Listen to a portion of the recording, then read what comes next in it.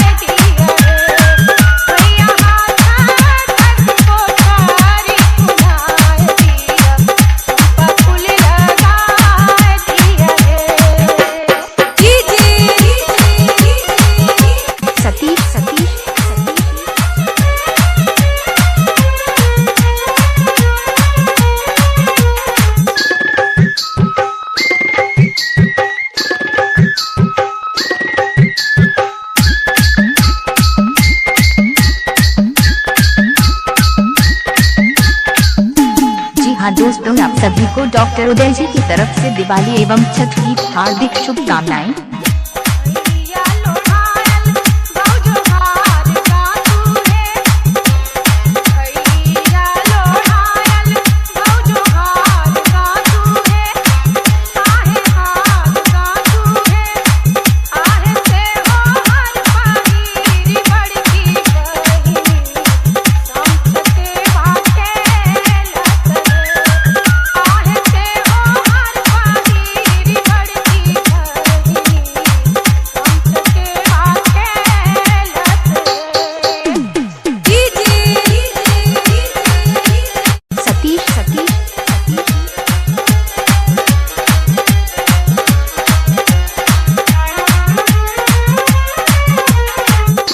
हाँ दोस्तों, आप सभी को विनय जी की तरफ से दिवाली एवं छठ की हार्दिक शुभकामनाएं।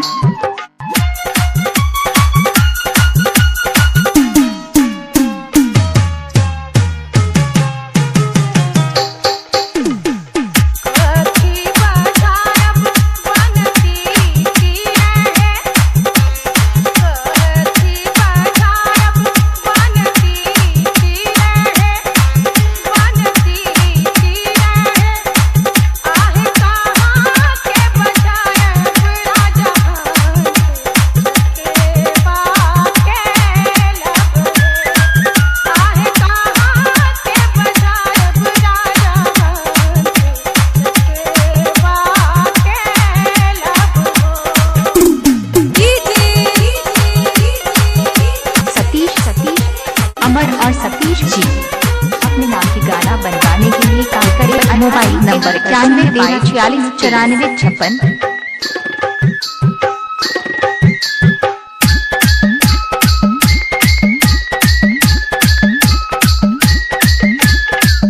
जी हाँ दोस्तों, आप सभी को डॉक्टर उदय जी की तरफ से दिवाली एवं छठ की हार्दिक शुभकामनाएं।